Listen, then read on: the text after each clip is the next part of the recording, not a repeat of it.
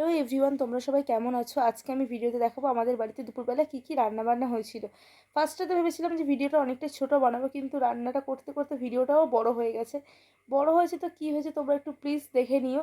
তারপর আজকে আমি রান্না করছি একটা মাছের ঝাল আর একটা ভাজি। কী ভাজি রান্না করছি সেটা তোমাদেরকে একটু পরে দেখাচ্ছি। তো চলো ফার্স্টে মাছের ঝালটাকে বানিয়ে নিই।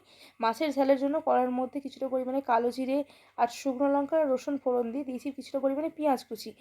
পেঁয়াজটা হালকা ভাজা হয়ে গেলে দিয়েছি কয়েকটা পরিমাণে চেরা কাঁচা লঙ্কা। আর চেরা কাঁচা লঙ্কা দেওয়ার পর আমি দিয়েছি কিছুটা পরিমাণে টমেটো। টমেটো দেওয়ার আগে আমি ভুলে গেছি পুরোপুরি একটা জিনিস দিতে, সেটা হলো আদা বাটা।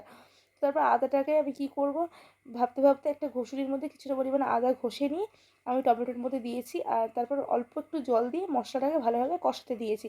মশলাটা ভালোভাবে কষানো হয়ে গেলে দিয়েছি বিভিন্ন ধরনের মশলাগুলো, যে হলুদ গুঁড়ো, জিরে গুঁড়ো সমস্ত কিছু দিয়ে ওটাকে ভালো করে কষিয়ে নিয়ে আমি তরকারির মধ্যে জল দিয়ে দেবো। যতটা পরিমাণ ঝোল করব সেই পরিমাণ জল দেবো।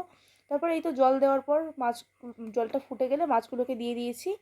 তারপর এই তো মাছগুলো দিয়ে দেওয়ার পর এটাকে অন্য একটা সাইডে ভালোভাবে হতে দেবো।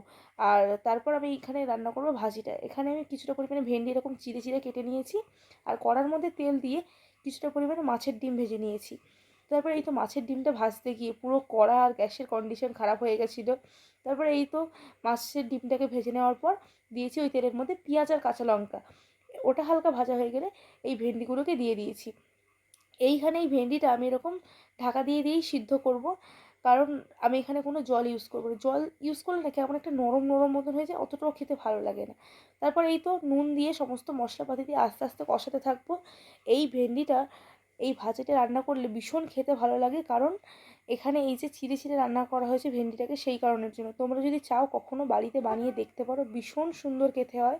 তারপর এই তো সমস্ত মশলাপাতি দিয়ে দেওয়ার পর মাছের ডিমটাকে দিয়ে ঢাকা দিয়ে সিদ্ধ হওয়ার জন্য রেখে দিয়েছি। তারপর মাছের ঝালের মধ্যে গরম মশলা দিয়ে নামিয়ে নিয়েছি। আর এখানে এদিকে ভেন্ডি ভাজিও কমপ্লিট। তোমরা সবাই চাইলে কখনো বানিয়ে দেখতে পারো, ভীষণ ভালো খেতে হয়। তারপর এই তো সমস্ত রান্নাবান্না দুপুরবেলা কমপ্লিট। তোমরা আজকে দুপুরবেলা কে কী খাওয়া দাওয়া করলে অবশ্যই কিন্তু কমেন্ট করে জানিও। আজকের ভিডিওটা এইটুকুই, দেখা হচ্ছে পরের ভিডিওতে। টাটা।